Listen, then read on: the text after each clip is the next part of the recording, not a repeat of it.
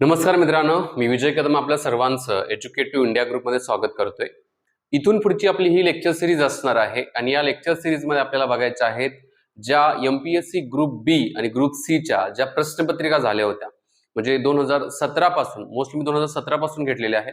आणखी वाटल्यास थोडं आपण पाठीमाग 2015 पासून पण घेऊ, बट आता सुरुवात करताना 2017 पासून 2025 पर्यंत ज्या एमपीएससी ग्रुप बी आणि ग्रुप सी च्या ज्या परीक्षा झाल्यात ना, त्याच्या ज्या पीवायक्यू प्रश्नपत्रिका आहेत त्या प्रश्नपत्रिकांचं प्रॉपर विश्लेषण जे आहे ना, आपण या लेक्चर सिरीजच्या माध्यमातून बघायचे आहेत। आजचं पहिलं लेक्चर आहे, इथून पुढे कंटिन्युअसली तुम्हाला काय राहतील तर अशा प्रकारच्या व्हिडिओज तुमच्यापर्यंत येत राहतील। सो जास्तीत जास्त विद्यार्थ्यांच्या पर्यंत शेअर करा आणि त्याचबरोबर चॅनलवरती नवीन असाल तर सबस्क्राईब नक्की करा। आणि सगळ्यात महत्त्वाचं याच्या नोट्स ज्या आहेत ना, नोट्स पण मी तुम्हाला प्रोव्हाइड करेल। खाली आपलं मोबाईल ऍप्लिकेशनची लिंक दिलेली आहे डिस्क्रिप्शन बॉक्समध्ये, ऍप्लिकेशन डाउनलोड करा। त्याच्यावरती मी काय करेल, ज्यावेळी प्रश्नपत्रिका संपेल ना त्याच्यानंतर त्याचं सोल्युशन पण मी त्या ठिकाणी टाकेल, पूर्णपणे जे शिकवतो त्या पद्धतीने। तर पहिली जी आपली इथं असणार आहे प्रश्नपत्रिका, जर तुम्ही बघितली, सहाय्यक कक्ष अधिकारी, विक्रीकर अधिकारी, पोलीस निरीक्षक गट ब ची परीक्षा 2017 ची झाली होती, त्याच्या संदर्भातल्या 16 जुलै 2017 ची परीक्षा आहे। आपण डायरेक्टली पेपरच या ठिकाणी घेतलेला आहे। एक्सप्लेनेशन जे आहे ते मी दुसऱ्या पेजवरती घेतले, ते पण मी तुम्हाला सांगत जाईल। ओके, कोणत्याही प्रकारचा टाइमपास न करता आपण काय करूया तर आपल्या प्रश्नाला सुरुवात करूया। बघा, आता पहिला प्रश्न या ठिकाणी काय विचारण्यात आलेला आहे, फर्स्ट क्वेश्चन, की इथे विचारलेलं आहे की स्वतंत्र भारतातील पहिले भारतीय गव्हर्नर जनरल कोण होते। आता भारत स्वतंत्र झाल्यानंतर पहिले भारतीय गव्हर्नर जनरल कोण होते, अशा प्रकारचा या ठिकाणी प्रश्न विचारण्यात आलेला आहे। पर्यायामध्ये काय म्हणलेलं आहे, लॉर्ड माउंटबॅटन, सी राजगोपालाचारी, तिसरा पर्याय राजेंद्र प्रसाद, चौथा पर्याय वॉरेन हेस्टिंग। आता प्रश्न पहिला काय विचारलाय की स्वतंत्र भारताचे पहिले गव्हर्नर जनरल कोण, तर असा प्रश्न विचारलाय। ज्यावरती असा प्रश्न विचारला असेल, भारत स्वतंत्र कधी झाला हो, भारत स्वतंत्र हा 1947 ला झाला। ज्यावरती 1947 ला भारत स्वतंत्र झाला असेल त्यावेळी वॉरेन हेस्टिंग हे असू शकतात का हो, वॉरेन हेस्टिंग हा पर्याय नाहीये, कारण वॉरेन हेस्टिंग कधीचे आहे तर हे 1872 चे आहेत, 1872 नंतरचे आहेत। सो वॉरेन हेस्टिंग हा पर्याय निघून गेला। आता राहिले हे तीन पर्याय आहेत। आता स्वतंत्र भारतातील पहिले भारतीय म्हटलेलं आहे, पहिले भारतीय असं म्हणण्यात आलेलं आहे, याचा अर्थ लॉर्ड माउंटबॅटन हे भारतीय आहेत का, नाहीये, त्यामुळे पहिले भारतीय मध्ये ते येत आहेत का, हाही पर्याय इथं निघून जात आहे। राहिला पर्याय कुठला आहे, एक सी राजगोपालाचारी आणि राजेंद्र प्रसाद। आता इथं तुम्ही बघितलं तर राजेंद्र प्रसाद हे भारताचे गव्हर्नर जनरल म्हणून कधी तुम्ही ऐकलंय का किंवा वाचनात कधी आलेला आहे का, नाहीये, तर राजेंद्र प्रसाद हाही पर्याय काय तर चुकीचा आहे। म्हणजे योग्य पर्याय कुठला आहे तर सी राजगोपालाचारी हे स्वतंत्र भारताचे पहिले गव्हर्नर जनरल होते। बघा, स्वतंत्र भारताचे पहिले भारतीय, लक्षात घ्या हा शब्द खूप इम्पॉर्टंट आहे, पहिले भारतीय गव्हर्नर जनरल हे सी राजगोपालाचारी होते। आता समजा हा शब्दच दिला नाहीये, हा शब्द जिथं नसेल, स्वतंत्र भारतातील पहिले गव्हर्नर जनरल कोण होते असा जर तुम्हाला प्रश्न विचारला तर ते होते, मग आपण म्हणू शकतो लॉर्ड माउंटबॅटन होते असं म्हणू शकतो। पण भारतीय विचारलेला याचा अर्थ काय झाला तर सी राजगोपालाचारी हे त्याचं योग्य उत्तर येत आहे। बघा, पर्याय क्रमांक बी काय तर याचं योग्य उत्तर आहे। आता थोडं काय करूया आपण की या प्रश्नाचं जे पर्याय आहेत ना त्या पर्यायाचं थोडं एक्सप्लेनेशन बघत जाऊ, म्हणजे पर्यायामध्ये जे मुद्दे देण्यात आलेत ना त्यांच्या संदर्भात थोडक्यात माहिती आपण बघू। बघा, आता पहिल्यांदा इथं काय म्हणण्यात आलेलं आहे की लॉर्ड माउंटबॅटन यांच्या बाबतीमध्ये काय म्हणले, लॉर्ड माउंटबॅटन यांच्या बाबतीमध्ये हे स्वतंत्र भारताचे पहिले गव्हर्नर जनरल होते, परंतु ते भारतीय होते का, भारतीय ते नव्हते। बघा, ते कोण होते तर ब्रिटिशर्स होते, म्हणजेच ब्रिटनचे होते, ब्रिटिशर होते। बघा बघा जो माउंटबॅटन प्लॅन आला होता जून 1947 ला, त्या आधारावरतीच काय करण्यात आलं होतं, भारत आणि पाकिस्तानची फाळणी करण्यात आलेली होती। ओके, आता त्याच्यानंतर पर्याय दिले आहे सी राजगोपालाचारी। आता सी राजगोपालाचारी यांनाच काय म्हणलं की यांना राजाजी म्हणूनही ओळखले जाते, नाव लक्षात घ्या, प्रश्न पण विचारला गेलेला आहे याच्या संदर्भातला। आणि ते स्वतंत्र भारताचे पहिले आणि एकमेव गव्हर्नर जनरल होते। त्यांच्या व्यतिरिक्त परत कोण गव्हर्नर जनरल झालं का तर नाही झालेलं आहे। बघा, नंतर घटनेचं काम चालू झालं होतं, घटना लागू झाल्यानंतर मग भारताचे राष्ट्रपती निवडण्यात आले होते। इव्हन तो घटना चालू व्हायच्या अगोदर पण भारताचे राष्ट्रपती नॉमिनल पण निवडण्यात आले होते। सो सी राजगोपालाचारी यांच्या बाबतीमध्ये। आता थोडं राजेंद्र प्रसाद यांच्या बाबतीमध्ये, डॉक्टर राजेंद्र प्रसाद, आता हे स्वतंत्र भारताचे किंवा स्वतंत्र भारताचे पहिले राष्ट्रपती होते, स्वतंत्र भारताचे पहिले राष्ट्रपती। गव्हर्नर जनरल हे पद रद्द झाल्यानंतर राष्ट्रपती पद हे अस्तित्वात आलं आणि राष्ट्रपती पद अस्तित्वात आल्यानंतर त्याचे पहिले राष्ट्रपती जे होते हे राजेंद्र प्रसाद होते। बघा, कोण होते तर राजेंद्र प्रसाद. आता थोडं वॉरेन हेस्टिंगच्या बाबतीमध्ये, वॉरेन हेस्टिंगच्या बाबतीमध्ये हे ब्रिटिश काळातील 1773, मी 1872 म्हणलो ना, सॉरी 1872 नाहीये, तर 1772 पासून सुरुवात झाली त्यांच्या कार्यकाळाला. 1773 बंगालचे पहिले गव्हर्नर जनरल होते आणि त्यांच्या जो स्वातंत्र्याशी संबंध जो आहे तो काही नाहीये. म्हणजे वॉरेन हेस्टिंगच्या यांच्या बाबतीमध्ये सांगायचं म्हणजे वॉरेन हेस्टिंगच्या बाबतीमध्ये तर 1772 ला गव्हर्नर ऑफ बेंगॉल म्हणून आले. 1773 चा जो रेग्युलेटिंग ऍक्ट होता ना, या रेग्युलेटिंग ऍक्ट नुसार त्यांना गव्हर्नर ऑफ बेंगॉल जे आहेत, म्हणजे पहिले गव्हर्नर जनरल ऑफ बेंगॉल म्हणून त्यांची निवड करण्यात आली होती आणि त्यांचा स्वातंत्र्याचा काही संबंध नाहीये. म्हणजेच इथं आपण सगळ्यांच्या बाबतीमध्ये थोडक्यात माहिती बघलेली आहे. अशा प्रकारे एक एक प्रश्न तुम्हाला तोडत जावं लागणार आहे. एक एक प्रश्नाचा जो पर्याय जो आहे ना, त्या पर्यायाला आपल्याला एकदम व्यवस्थित पद्धतीने समजून घेणं काय असेल तर गरजेचं आहे. आता आपण प्रश्न दुसरा नंबर बघू. बघा, दुसरा प्रश्न इथं काय देण्यात आलेला आहे. दुसऱ्या प्रश्नामध्ये काय विचारण्यात आले, निशल्लीकरण, यालाच आपण काय म्हणतो डिमॉनिटायझेशन झालं होतं. आता 2016 झालं होतं, 2017चा पेपर आहे. आता आपण इथं काय करत आहोत तर एकदम प्रॉपरली एक एक प्रश्न आपण त्या प्रश्नाचे पर्याय बघत आहोत. सो करंटच्या आता संदर्भातले काही मुद्दे याच्यामध्ये येतील की जे आपण इथं डिस्कस करत आहोत. आता पहिला मुद्दा की हा जो प्रश्न आहे हा कुठला आहे हो, चालू घडामोडीचा प्रश्न आहे. बघा, चालू घडामोडीचा प्रश्न आहे, त्यावेळेचा चालू घडामोडीचा प्रश्न आहे. प्रश्न काय विचारण्यात आलेला बघा, निश्चलनीकरणानंतर जनतेचे आयुष्य सुखकर होण्याचे उपाय सुचवण्यासाठी केंद्र सरकारने 5 राज्यांच्या मुख्यमंत्र्यांची समिती गठीत करण्यात आली होती. बघा, ठरवलेलं होतं आणि या समितीचे प्रमुख कोण होते असं विचारण्यात आलेलं आहे. म्हणजेच ज्या वेळेला डिमॉनिटायझेशन झाल्यानंतर म्हणजे 500च्या 1000च्या नोटा बंद झाल्यानंतर जनतेचे आयुष्य सुखकर होण्यासाठी काहीतरी उपाय सुचवणं गरजेचं आहे ना. आणि त्याच्यासाठी केंद्र सरकारनं काय केली की 5 राज्यांचे जे मुख्यमंत्री आहेत त्या मुख्यमंत्र्यांना एकत्रित घेऊन एक समिती स्थापन केली. तर प्रश्न विचारलेला की या समितीचे प्रमुख म्हणजे या समितीचे थोडक्यात अध्यक्ष कोण होते असा प्रश्न विचारण्यात आलेला आहे. पर्यायीमध्ये देण्यात आले बघा, नितीश कुमार, हे कुठले नितीश कुमार आहेत तर बिहार, हे कुठले आहेत तर बिहारचे आहेत. त्यानंतर सर्वानंद सोनोवाल हे आसामचे, ममता बॅनर्जी या पश्चिम बंगालच्या आणि एन चंद्रबाबू नायडू हे कुठले आहेत तर हे आहेत आंध्र प्रदेशचे. असे 4 पर्याय देण्यात आलेले आहेत. आता या प्रश्नाचं योग्य उत्तर जे आहे ते कुठलं आहे तर एन चंद्रबाबू नायडू यांना काय करण्यात आले होते तर एक प्रकारचं अध्यक्ष म्हणून या समितीचे निवडण्यात आलेले होते. आता हे जे काही बाकीचे पर्याय आहेत इन्क्लुडिंग चंद्रबाबू नायडू यांच्या संदर्भात आपण काय करू, थोडक्यात त्यांच्या संदर्भातलं माहिती जे आपण म्हणतो ना, आपण प्रत्येक पर्याय जो आहे ना एक व्यवस्थित पद्धतीने जो डिव्हाइड करून माहिती जी आहे ना ते आपण या ठिकाणी आपण 1 बाय 1 बघत जाऊ. बघा, काय म्हणण्यात आलेलं आहे की निश्चलनीकरणानंतर जी समिती स्थापन करण्यात आली होती त्याचे अध्यक्ष एन चंद्रबाबू नायडू हे होते. बघा, आता इथं त्यांच्या संदर्भातली थोडक्यात माहिती प्रत्येकाच्या बाबतीमध्ये देण्यात आलेली आहे. काय देण्यात आलेली आहे माहिती की बाबा नितीश कुमार यांच्या संदर्भात. नितीश कुमार काय आहे की हे बिहारचे मुख्यमंत्री आहेत. आता रिसेंटली त्यांनी काय केलेलं आहे तर राजीनामा दिलेला आहे राज्यसभेच्या सदस्यत्वासाठी. त्यानंतर निश्चलनीकरणाच्या काळात त्यांनी या निर्णयाचे स्वागतही केले होते. बघा, कधी निश्चलनीकरण झाले होते तर 8 नोव्हेंबर 2016 ला रात्री 8 वाजता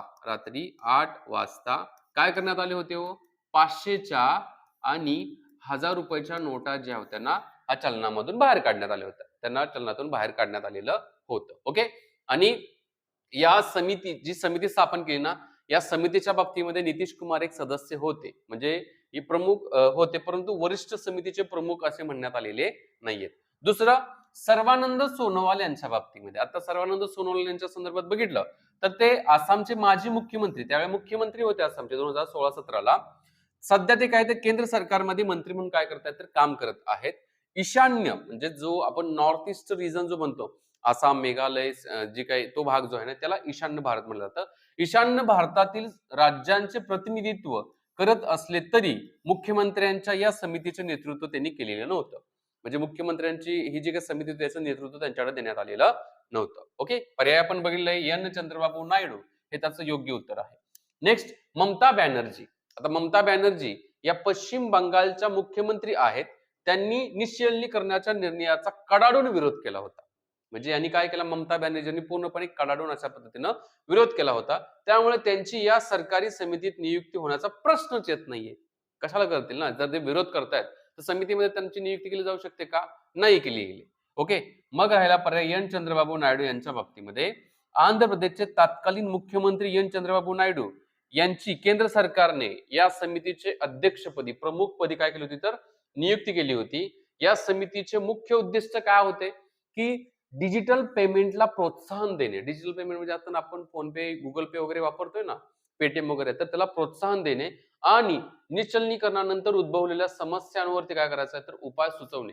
हा याच्या पाठीमागचा काय होता तर मुख्य उद्देश होता. आणि समितीचे अध्यक्ष कोण होते तर एन चंद्रबाबू नायडू हे या समितीचे अध्यक्ष होते बघा. ठीक आहे. इथपर्यंत तुम्हाला या प्रश्नाचा बाबत. त्याच्यानंतरचा तिसरा प्रश्न काय देण्यात आलेला आहे बघा. थर्ड नंबरचा क्वेश्चन काय आहे की खालील विधाने विचारात घ्या. खालील विधाने विचारात घ्या मध्ये काय म्हटलेलं आहे की पंतप्रधान आणि त्यांच्या मंत्रिमंडळावरील अविश्वास प्रस्तावासंदर्भात भारतीय राज्यघटनेत काहीही नमूद करण्यात आलेले नाही. हे पहिलं विधान देण्यात आलेले. फर्स्ट आपण काय म्हणतो सेंटेन्स आहे, स्टेटमेंट आहे.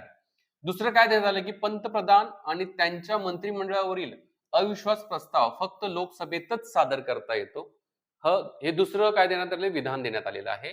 आणि तिसरं काय बघा, पंतप्रधान आणि त्यांच्या मंत्रिमंडळावरील अविश्वास प्रस्ताव लोकसभा आणि राज्यसभेमध्ये सादर करता येतो. असे 3 विधानं देण्यात आलेले आहे. आणि प्रश्न विचारलेला आहे की वरीलपैकी कोणती विधाने बरोबर आहेत असा प्रश्न विचारण्यात आलेला आहे. पर्यायामध्ये फक्त ए, फक्त बी, फक्त ए, बी किंवा फक्त सी असं देण्यात आलेलं आहे. आता थोडं तुम्ही या प्रश्नाला जर व्यवस्थित बघितलं तर याच्यातला एक म्हणजे पंतप्रधान आणि त्यांच्या मंत्रिमंडळावरील अविश्वास प्रस्ताव लोकसभा आणि राज्यसभेमध्ये मांडता येतो. हा पर्याय जो आहे तो हा पर्याय चुकीचा आहे. कारण राज्यसभेमध्ये हा प्रस्ताव मांडता येतो का? राज्यसभेमध्ये हा प्रस्ताव मांडता येत नाहीये. त्यामुळे पर्याय क्रमांक सी निघून गेला. ज्या ते सी निघून गेला त्यावरती पर्याय क्रमांक 4 हे काय तर उत्तर चुकीचं आहे. म्हणजे 1, 2, 3 पैकी कुठलं तरी उत्तर असणार आहे. दुसरा, पंतप्रधान आणि त्यांच्या मंत्रिमंडळावरील अविश्वास प्रस्ताव फक्त लोकसभेतच सादर करतात. ज्या तर राज्यसभेमध्ये करता येत नाही त्या फक्त लोकसभेमध्ये सादर करता येईल. याचा अर्थ पर्याय क्रमांक काय बी हा बरोबर आहे. जर पर्याय क्रमांक बी बरोबर असेल तर हाही पर्याय चूक झाला. कारण फक्त हे म्हटलेलं आहे. म्हणजे याच्यामध्ये किंवा याच्यामध्ये उत्तर असणार आहे. आता मुद्दा येतो की पंतप्रधान आणि त्यांच्या मंत्रिमंडळावरील अविश्वास प्रस्तावासंदर्भात भारतीय राज्यघटनेत काहीही नमूद करण्यात आलेलं नाहीये. हा पर्याय बरोबर आहे. जरी भारतीय संविधानातील कलम 75 मध्ये मंत्रिमंडळाच्या बाबतीमध्ये तरतूद असली तरी जे आपण म्हणतो ना की याच्या बाबतीमध्ये म्हणजे अविश्वास प्रस्ताव संदर्भात भारतीय राज्यघटनेमध्ये स्पष्ट असा उल्लेख करण्यात आलेला नाहीये. त्यामुळे पर्याय क्रमांक ए बरोबर आहे. याचा अर्थ योग्य उत्तर कुठला आहे हो? योग्य उत्तर जे आहे ते पर्याय क्रमांक 3 हे काय असणार आहे तर योग्य उत्तर असणार. याचा अर्थ दोन्ही विधान ए आणि बी काय तर बरोबर आहे. आता थोडं आपण काय करूया की त्याचं थोडं एक्सप्लेनेशन बघूया. एक्सप्लेनेशन मध्ये काय सांगण्यात आलेले ते तुम्हाला इथून समजून जाईल बघा. काय म्हणण्यात आलेलं एक्सप्लेनेशन मध्ये ए आणि बी बरोबर आहे तर आपल्याला समजलं. इथे या बघा, पर्याय क्रमांक 1 का बरोबर आहे? पर्याय क्रमांक 1 का बरोबर आहे की भारतीय राज्यघटनेतील अविश्वास प्रस्ताव नो कॉन्फिडन्स मोशन असं म्हटलं गेलेलं आहे बघा. अविश्वास प्रस्ताव नो कॉन्फिडन्स मोशन या शब्दाचा थेट उल्लेख कोठेही केलेला नाहीये. म्हणजे भारतीय राज्यघटनेमध्ये असा कुठे उल्लेख केलाय का? उल्लेख केलेला नाही म्हणण्यात आले. मात्र कलम 75 मध्ये असे नमूद केले आहे की मंत्रिमंडळ एकत्रितपणे लोकसभेला जबाबदार असेल. म्हणजेच जर आपण मंत्रिमंडळ जर एकत्रित घेतलं तर ते कोणाला जबाबदार असणार तर लोकसभेला जबाबदार असेल. आणि याच तत्वाचा आधार घेऊन लोकसभेच्या नियमावलीतील नियम 198 नुसार अविश्वास प्रस्तावाची प्रक्रिया ठरवण्यात आली आहे. म्हणजेच याचा डायरेक्टली उल्लेख भारताच्या घटनेच्या मध्ये उल्लेख नाहीये. बट भारताच्या घटनेमधील जे कलम 75 मध्ये आहे या कलम 75 मध्ये असं म्हणले की मंत्रिमंडळ हे काय आहे तर लोकसभेला जबाबदार आहे. आणि त्याचबरोबर नियमावलीमध्ये 198 नंबरचा जो नियम आहे याच्यामध्ये अविश्वासाच्या ठरावाच्या संदर्भात उल्लेख झालेला आहे. घटनेमध्ये डायरेक्टली उल्लेख नाहीये, नियमावलीमध्ये उल्लेख आहे बघा. आता पर्याय क्रमांक बी बरोबर का आहे बघा. अविश्वास प्रस्ताव फक्त लोकसभेतच मांडता येतो. याचे कारण असे की मंत्रिमंडळ हे केवळ आणि केवळ लोकसभेला जबाबदार असतं. म्हणजेच जनतेच्या सभागृहाला उत्तरदायी असतं आणि राज्यसभेमध्ये हा प्रस्ताव त्यामुळे काय करता येत नाही तर मांडता येत नाहीये बघा. तेच विधान सी त्याच्या संदर्भातलं काय तर येत आहे. ओके, म्हणजे इथं आपल्याला समजलं की एक अविश्वासाचा जो प्रस्ताव जो आहे हा अविश्वासाचा प्रस्ताव लोकसभेतच मांडला जातो. दुसरा मुद्दा आपण समजून घेतला की भारताच्या घटनेमध्ये याचा स्पष्ट उल्लेख नाहीये, पण लोकसभा नियमावलीमधील 198 नंबरचा जो नियम आहे याच्यामध्ये याचा उल्लेख करण्यात आलेला आहे. आता काही महत्वाची माहिती पण या ठिकाणी बघा मी घेतलेली आहे की आता मी म्हणलो या नोट्स तुम्हाला कुठे मिळतील तर मोबाईल ऍप्लिकेशन मध्ये जाऊन तुम्हाला या नोट्स मिळून जातील बघा. मोबाईल ऍप्लिकेशन डाउनलोड करा, लिंक खाली डिस्क्रिप्शन बॉक्स मध्ये आहे. अविश्वास प्रस्ताव मांडण्यासाठी लोकसभेच्या किमान 50 सदस्यांचा पाठिंबा आवश्यक असतो बघा. म्हणजेच लोकसभेमध्ये अविश्वासाचा प्रस्ताव जर मांडायचा असेल तर किमान 50 सदस्यांचा काय लागतो तर पाठिंबा लागतो. जर हा प्रस्ताव समजा मंजूर झाला तर पंतप्रधानांसह संपूर्ण मंत्रिमंडळाला काय करावं लागतो तर राजीनामा द्यावा लागतो. हे नो कॉन्फिडन्स मोशन किंवा अविश्वास प्रस्तावाच्या संदर्भात ही माहिती देण्यात आलेली आहे. इथपर्यंत तुम्हाला समजलं असेल. या प्रश्नाच्या बाबतीमध्ये आपण संपूर्ण डिटेल्स इथं समजून घेतलेल्या आहेत. नेक्स्ट क्वेश्चन काय देण्यात आलाय बघा. नेक्स्ट क्वेश्चन हा करंट अफेअरचाच क्वेश्चन आहे बघा, पण या करंट अफेअरच्या क्वेश्चनच्या आधारे आपल्याला कळतंय की एक्झॅक्टली प्रश्न कुठून येत आहेत. Question number 4. आज आपण फक्त 10 प्रश्न घेऊ, व्यवस्थित 10 प्रश्न घेऊ, समजून घेऊ कशा प्रकारची लेक्चर सिरीज असणार आहे तुम्हाला याच्यातून समजून जाईल बघा. काय म्हणण्यात आले प्रश्न क्रमांक 4 मध्ये इथं की मुंबईच्या पहिल्या महिला जिल्हाधिकारी शर्वरी गोखले यांनी मृत्यूनंतर आपल्या मुंबईमधील फ्लॅट टिंबटिंबला दान केला. म्हणजे कोणाला दान केला? डॉट डॉट यांना दान केला. पर्यायामध्ये आहे हृदयावरील संशोधनासाठी, मूत्रपिंडीवरील संशोधनासाठी, त्यानंतर मेंदूवरील संशोधनासाठी का मधुमेहावरील संशोधनासाठी. अशा प्रकारचे काय करण्यात आले तर 4 पर्याय देण्यात आलेला आहे. आणि या प्रश्नाला थोडं पॉज करून तुम्ही स्वतः उत्तर देण्याचा प्रयत्न करा. या प्रश्नाचं जे योग्य उत्तर जे आहे ते आहे मेंदूवरील. कशावरील तर मेंदूवरील संशोधनासाठी करण्यात आलेला आहे. आता थोडं शर्वरी गोखले यांच्या बाबतीमध्ये थोडी आपण माहिती बघू. शर्वरी गोखले जे आहेत या मुंबईच्या पहिल्या महिला जिल्हाधिकारी आणि महाराष्ट्र कॅडरच्या 1974च्या बॅचच्या त्या वरिष्ठ IAS अधिकारी आहेत बघा. 2 मुद्दे लक्षात घ्या. पहिल्या महिला जिल्हाधिकारी जर मुंबईच्या कुठल्या विचारल्या तर शर्वरी गोखले आहेत.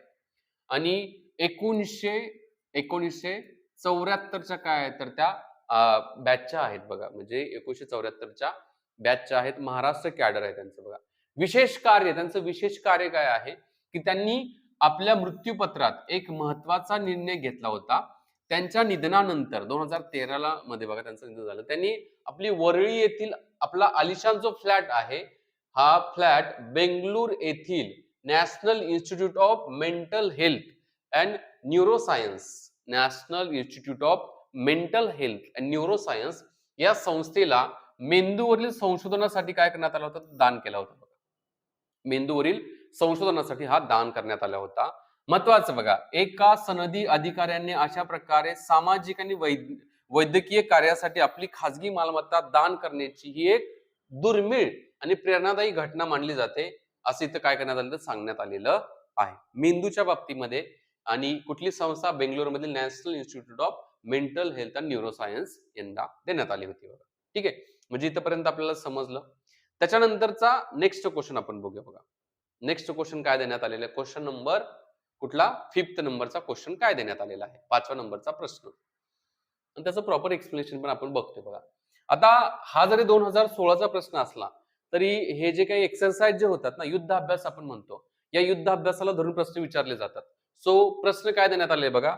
नोव्हेंबर 2016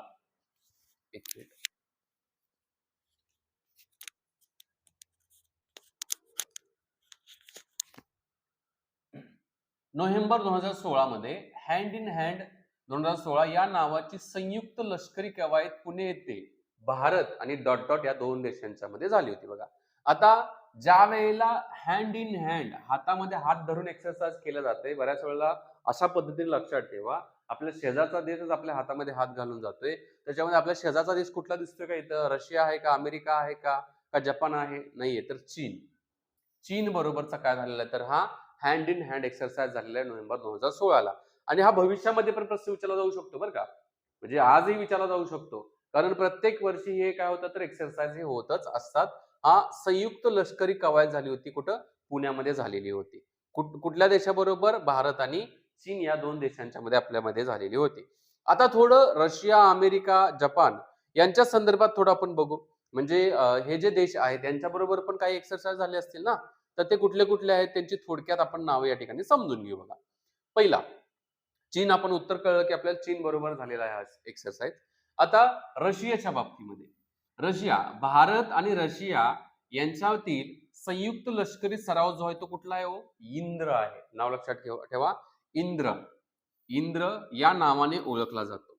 म्हणजेच भारत आणि रशियाच्या मध्ये जो संयुक्त लष्करी सराव होतो त्याचं नाव काय आहे? हो, इंद्र. इंद्र हे त्याचं काय तर, किंवा इंद्रा आपण म्हणू, इंद्रा हे त्याचं काय तर नाव आहे. इंद्रा द टायगर जे मूवी आहे ना, तशा पद्धतीने लक्षात ठेवू शकता. रशिया बरोबर झालेला आहे. आता हा सराव कशा संदर्भात? भूदल, नौदल, वायुदल अशा तिन्ही स्तरावर आयोजित केला जातो बघा. रशिया बरोबरचा हा जो सराव आहे, भूदल, नौदल आणि वायुदल या तिन्ही स्तरावरती काय केला जातो तर आयोजित केला जातो. दुसरा देश दिलेला आहे तो अमेरिका. आता इथे काय म्हटलेलं आहे बघा, अमेरिका, भारत आणि अमेरिका यांच्यातील प्रमुख लष्करी सरावांना काय म्हटलं जातं? युद्ध अभ्यास म्हटलं गेलेलं आहे बघा. युद्ध अभ्यास आणि वज्रप्रहार अशी नावं देण्यात आलेली आहे. युद्ध अभ्यास आणि वज्रप्रहार हे कुणाबरोबर असतात तर अमेरिकेबरोबर असतात. चीन बरोबर जो आहे तो हँड इन हँड आपण बघितलेला आहे बघा. कुठला तर? हँड इन हँड आहे. आता जपान बरोबर बघितला तर भारत आणि जपान यांच्यातील लष्करी सरावाला काय म्हणतात? धर्मा गार्डियन म्हणण्यात आलेलं बघा. काय म्हणण्यात आलं तर धर्मा गार्डियन समोरले जाते. आणि नौदलाचा जो सराव जो होतो ना त्याला जिमेक्स म्हणतात. जपान इंडियाचा जो आहे ना, जिमेक्स असं म्हणण्यात आलेलं आहे नौदलाचा सराव. तर इथपर्यंत आपण बघितलेलं आहे की जे बाकीचे देश जे आहेत ना त्यांच्या बरोबरचा युद्धाभ्यास इथं आपण समजून घेतलेला आहे. नेक्स्ट क्वेश्चन जो आहे तो कशा संदर्भात आहे इथं समजून घेऊ आपण. आता या प्रश्नाचं जे इथं किती 6 नंबरचा प्रश्न, हा 6व्या नंबरचा प्रश्न. भारतीय अर्थव्यवस्था रोकड रहित करण्यासाठी बघा, भारतीय अर्थव्यवस्था रोकड रहित करण्यासाठी उपाययोजना आखणी यासाठी केंद्र सरकारने गठीत केलेल्या समितीचे प्रमुख कोण होते? जसं मी मगाशी म्हटलो, एका संदर्भातच दोन प्रश्न विचारलेले आहेत. म्हणजे जे आपण मुख्यमंत्र्यांची समिती स्थापन केली त्याचा मुख्य उद्देश काय होता? हो, कॅशलेस इकॉनॉमी तयार करायची आहे, कॅशलेस अर्थव्यवस्था तयार करायचा आहे आणि त्याचा मुख्य उद्देश तोच होता. सो पर्यायमध्ये अमिताभ कांत, बी जनार्दन रेड्डी, ए घोष आणि एन चंद्रबाबू नायडू असे 4 पर्याय देण्यात आलेले आहे. पहिल्यांदा उत्तर जे होतं मग आन्सर की मध्ये पहिल्यांदा अमिताभ कांत होतं. बट त्याच्यानंतर जे आन्सर जे आहे ते कुठलं आहे तर हे 4 नंबरचा आन्सर देण्यात आलेलं आहे. एन चंद्रबाबू नायडू 6 नंबरचा क्वेश्चन बघा. या 6 नंबरच्या क्वेश्चन मध्ये एन चंद्रबाबू नायडू काय करण्यात आले तर आन्सर देण्यात आलेलं आहे. पर्याय क्रमांक 4 याचं काय देण्यात आलं? उत्तर देण्यात आलं. वाटल्यास आपण प्रश्नपत्रिकेच्या शेवटी पण बघू, त्याचं उत्तर आपल्याला भेटून जाईल. एक मिनिट.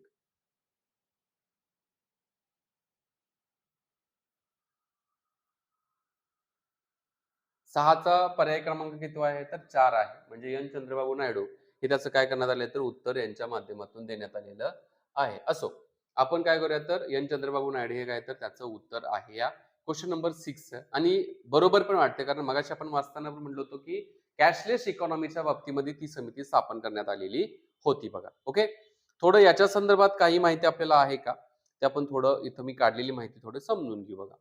आता अमिताभ कांत हे चुकीचं उत्तर आहे ऍज पर आन्सर की मिळेल. थोडं अमिताभ कांत यांच्या बाबतीमध्ये बघू आता. आता नीती आयोगाचे तत्कालीन मुख्य कार्यकारी अधिकारी अमिताभ कांत यांच्या नेतृत्वाखाली केंद्र सरकारने ही समिती स्थापन केली. त्यावेळेचे नीती आयोगाचे कोण होते तर ते सीईओ होते बघा. या समितीचे मुख्य काम होते. आता त्यांच्या अध्यक्षतेखाली ही समिती स्थापन केली नव्हती, but he is a part of this समिती. ओके, दिस समिती, ठीक आहे, त्यामुळे तसं आपण म्हणू शकतो. आता बी जनार्दन रेड्डी यांच्याविषयी थोडक्यात माहिती जे पर्यायमध्ये देण्यात आलेले आहे बघा. हे प्रामुख्याने प्रशासकीय सेवेतील अधिकारी असून त्यांचा संबंध तेलंगणा राज्य प्रशासनाशी आहे. बी जनार्दन रेड्डी यांचा जो संबंध जो आहे तो तेलंगणा राज्य प्रशासनाशी आहे. केंद्र स्तरावरील या कॅशलेस इकॉनॉमी समितीच्या अध्यक्षाचा त्यांचा काही संबंध नाही म्हणण्यात आलेला आहे. नंतर ए घोष हे नाव रिझर्व्ह बँकेचे माजी गव्हर्नर अमिताभ घोष यांच्याशी संबंधित असू शकते, परंतु याचा म्हणजे थोडक्यात याचा काहीच संबंध नाहीये. काही नावं रॅन्डमली पण देण्यात आलेली असतात बघा. ठीक आहे, असो. आपण आपला नेक्स्ट क्वेश्चन या ठिकाणी देण्यात आले. डायरेक्टली मी इथेच प्रश्न बघतो बघा. प्रश्न काय देण्यात आला आहे की खालील विधाने विचारात घ्या. तुम्हाला जर वाटत असेल तर डायरेक्टली आपण प्रश्नपत्रिकेमधूनच प्रश्न बघू बघा. प्रश्नपत्रिकेमधील क्वेश्चन नंबर 7 काय म्हणण्यात आलेला आहे. 7व्या नंबरचा प्रश्न काय आहे की खालील विधाने विचारात घ्या. भारतमाला हा केंद्र शासनाचा महत्वाकांक्षी प्रकल्प आहे. पहिलं विधान देण्यात आलेलं आहे की भारतमाला हा केंद्र शासनाचा महत्वाकांक्षी प्रकल्प आहे. या प्रकल्पाअंतर्गत 25,000 किलोमीटरचे रस्ते बांधण्यात येणार आहेत. किती? 25,000 किलोमीटरचे रस्ते बांधण्यात येणार आहेत आणि हा प्रकल्प 2018 पर्यंत पूर्ण केला जाईल असं म्हणण्यात आलेलं आहे बघा. आता भारतमाला म्हणजे काय? रस्त्यांच्या विकासासंदर्भात होतं ते भारतमाला. आणि सागरमाला कशा संदर्भात? जे आपण म्हणतो ना की समुद्री मार्ग वगैरे असतील त्याच्या विकासासंदर्भात असेल तर तो सागरमाला असं म्हणण्यात आलेलं आहे. आता इथं काय म्हणतात की वरीलपैकी कोणती विधाने बरोबर आहेत असं म्हणण्यात आलेलं आहे. भारतमाला हा केंद्र शासनाचा महत्वाकांक्षी प्रकल्प आहे का? 100% पर्याय ए असता बरोबरच असणार आहे. याचा अर्थ पर्याय ए बरोबर असेल तर फक्त सी निघून जाईल आणि फक्त BC निघून जाईल बघा. ठीक आहे. नंतर हा प्रकल्प जो आहे 25,000 किलोमीटर रस्ते बांधण्यात येणार आहे त्या प्रकल्पांतर्गत असं म्हणण्यात आलेलं आहे. आणि दुसरा हा प्रकल्प 2018 पर्यंत पूर्ण करायचा आहे. आता याचं जर तुम्ही योग्य उत्तर जर बघितले, तुम्ही थोडं उत्तर देण्याचा प्रयत्न करा. मी डायरेक्टली तुम्हाला त्याच्या एक्सप्लेनेशन कडे घेऊन जातो बघा. याचं जर योग्य उत्तर जर बघितलं तर पर्याय क्रमांक ए याचं काय तर योग्य उत्तर आहे बघा. म्हणजेच भारतमाला हा जसं मी म्हटलं की महत्वाकांक्षी प्रकल्प आहे. दुसरा 25,000 किलोमीटरच्या लांबीचा आहे असं म्हणण्यात आलेलं आहे. याची जी रस्त्याची लांबी आहे पण 2018 पर्यंत होऊ शकतो का पूर्ण? तर होऊ शकत नाहीये. त्यामुळे पर्याय क्रमांक सी चुकीचा आहे. काय प्रश्नामधले एक्सप्लेनेशन आहे ना ते थोडं आपण काय करूया तर या ठिकाणी समजून घेऊ बघा. भारतमाला हा भारत सरकारचा एक महत्वाकांक्षी प्रकल्प आहे रस्ते आणि महामार्ग विकासाच्या संदर्भातला. याचा मुख्य उद्देश जो आहे तो देशभरातील रस्ते वाहतुकीची कार्यक्षमता काय करायची आहे तर सुधारायची आहे. देशभरातील रस्ते वाहतुकीची कार्यक्षमता सुधारायची आहे बघा. आता भारतमाला पर्याय क्रमांक बी पण बरोबर आहे, कारण भारतमाला प्रकल्पाच्या पहिल्या टप्प्यात म्हणजे फेज फर्स्ट जो आहे साधारणतः 24,800 किलोमीटर, जसं 25,000 म्हणण्यात आलेलं अंदाजे म्हटलेलं आहे, 24,800 किलोमीटरचा आहे. नवीन रस्ते आणि महामार्गाचे बांधकाम करण्याचे उद्दिष्ट ठेवण्यात आले आहे बघा. नवीन रस्ते बांधायचे आहेत, महामार्गाचे बांधकाम जे आहेत ना ते पूर्ण करण्याचं उद्दिष्ट आहे. आणि यामध्ये आर्थिक कॉरिडॉर असेल, आर्थिक कॉरिडॉर, सीमावर्ती रस्ते, कोस्टल रोडचा समावेश इथं करण्यात आलेला आहे बघा. आता चुकीचं विधान का म्हणण्यात आले पर्याय क्रमांक सी?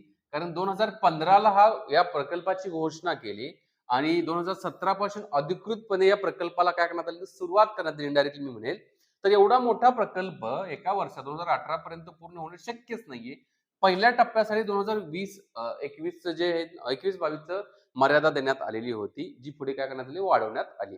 याचा अर्थ भारतमाला जो प्रकल्प आहे, भारतमाला हा प्रकल्प जो आहे हा 1-2 वर्षातला होणाऱ्यातला नाहीये. हा एक लॉंग टर्मचा काय आहे तर प्लॅन आहे असं म्हणू शकतो, की जो 2015ला आला, 2017 पासून अधिकृतरित्या चालू झाला. फेज पहिला जो आहे हा 24,800 किलोमीटरचा आहे असं म्हणण्यात आलेलं आहे. ठीक आहे. आता पुढे काय म्हटलेलं याच्या संदर्भातली काही महत्वाची माहिती. या प्रकल्पाचे नियंत्रण कोणाकडे आहे? व रस्ते वाहतूक आणि महामार्ग नियंत्रण मंत्रालयाकडे आहे. रस्ते वाहतूक आणि महामार्ग नियंत्रण मंत्रालयाकडे आहे. याचा मुख्य भर गुजरात आणि राजस्थान पासून सुरू होऊन पंजाब, जम्मू काश्मीर, हिमाचल प्रदेश, उत्तराखंड, नंतर उत्तर प्रदेशातील सीमावर्ती भागातून सिक्कीम, आसाम, मिझोराम पर्यंत रस्ते जोडण्याचा आहे. म्हणजेच कसा वरचा कॉरिडॉर जो आहे ना हा डेव्हलप केला जाईल. नंतर हळूहळू खालचा फेज सेकंड असेल, फेज थर्ड असेल, अशा प्रकारचा काय असेल तर हा कॉरिडॉर डेव्हलपमेंटचा प्रोजेक्ट आहे. ओके, इथपर्यंत तुम्हाला समजलं असेल. क्वेश्चन क्रमांक घेतला तर आपण 7 नंबरचा प्रश्न या ठिकाणी बघितलेला आहे. क्वेश्चन नंबर 8, 8व्या नंबरचा प्रश्न जो आहे तो राज्यशास्त्र या विषयासंदर्भातला येत आहे. काय म्हटलेलं आहे या प्रश्नामध्ये बघा. राज्यासाठीच्या मार्गदर्शक तत्वाच्या संदर्भात पुढीलपैकी कोणती विधाने योग्य आहेत ते लिहा. कुठली विधाने योग्य आहेत ते लिहा असं म्हणण्यात आलेलं आहे. एक म्हणजे देशात सामाजिक आणि आर्थिक लोकशाही प्रस्थापित करण्यासाठी ही तत्वे किंवा या तत्वांचा वापर केला जातो. यस, सामाजिक आर्थिक लोकशाही प्रस्थापित करण्यासाठी याचा वापर केला जातो. पहिला पर्याय देण्यात आलेला आहे. म्हणजे पहिलं विधान आहे. दुसरं, या भागात समाविष्ट असलेली तत्वे ही न्यायप्रविष्ट नाहीत.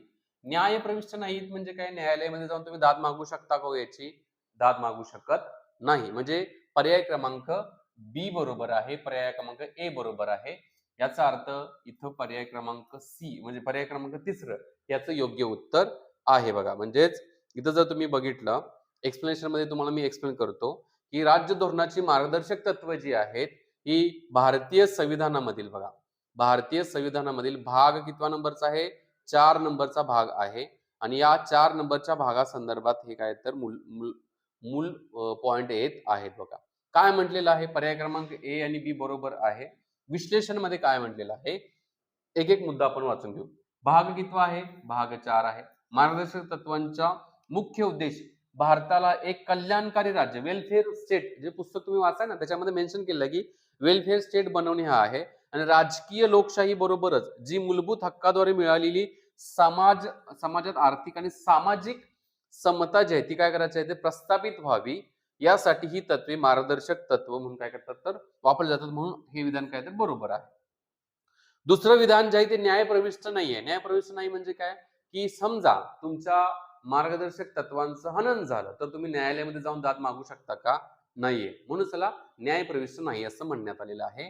कारण मार्गदर्शक तत्व ही न्यायप्रविष्ट काय म्हणलेलं आहे की एक मिनिट न्यायप्रविष्ट नाहीत. याचा अर्थ असा की जर शासनाने या तत्वाची अंमलबजावणी केली नाही तर नागरिक त्या विरोधात न्यायालयामध्ये जाऊन दाद मागू शकतात का? नाही मागू शकत.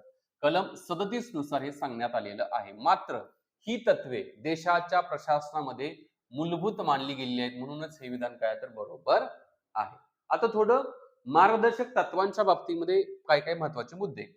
भारतीय राज्यघटनेतील भाग कितवा? 4 कलम 36 पासून कलम 51 पर्यंतची काय तर कलम आहेत. याच्यामध्ये वेगवेगळी म्हणजे गांधीवादी असतील, समाजवादी असतील, उदारमतवादी अशी वेगवेगळ्या प्रकारची काय तर तत्व आहेत. कोणत्या देशाच्या घटनेतून आपण हे घेतलेले आहेत? तर हे घेतलेले आहे आयरिश घटनेतून, आयर्लंडच्या घटनेतून घेण्यात आलेले आहेत. सामाजिक आणि आर्थिक लोकशाही प्रस्थापित करणे हा याच्या पाठीमागचा मुख्य उद्देश आहे. आणि न्यायालयामध्ये जाऊन काय करू शकत नाही तर तुम्ही याची दाद मागू शकत नाहीये बघा. ठीक आहे, हे काय झालं तर त्याचं एक्सप्लेनेशन आहे. नेक्स्ट हा करंट अफेअर्सचाच प्रश्न त्यावेळेचा होता. प्रश्न काय विचारण्यात आलेला आहे बघा की भारतीय महिला क्रिकेट संघाने पाकिस्तान संघाला हरवून आशियाई कप जिंकला. या स्पर्धेमध्ये कोणाला सर्वोत्कृष्ट खेळाडूचा पुरस्कार दिला गेला होता बघा, असा इथे प्रश्न विचारण्यात आलेला आहे. तर पर्यायामध्ये मिताली राज, झुल्लन गोस्वामी, लतिका कुमारी आणि स्मृती मंदाना.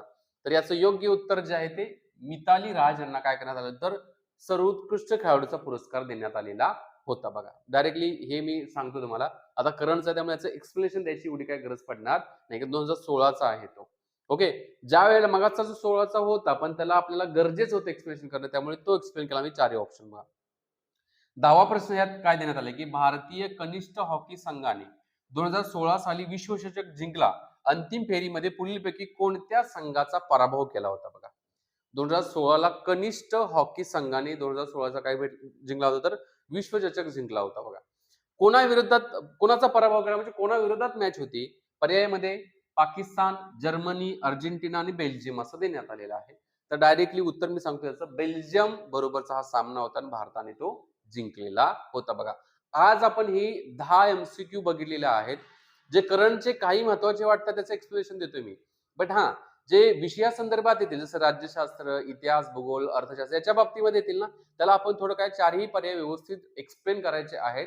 आणि त्याच्या नोट्स पण तुम्हाला ऍप्लिकेशन मध्ये मिळून जातील. एकदा हे 100 कंप्लीट झाले की त्याच्या नोट्स मी ऍप्लिकेशन मध्ये अपलोड करतो. तोपर्यंत ऍप्लिकेशन डाउनलोड करून ठेवा, जेणेकरून ज्या व्हिडिओ नोट्स जे आहेत ते अपलोड केल्यानंतर तुमच्यापर्यंत भेटून जातील. मी या ठिकाणी थांबतो. जय हिंद मित्रांनो.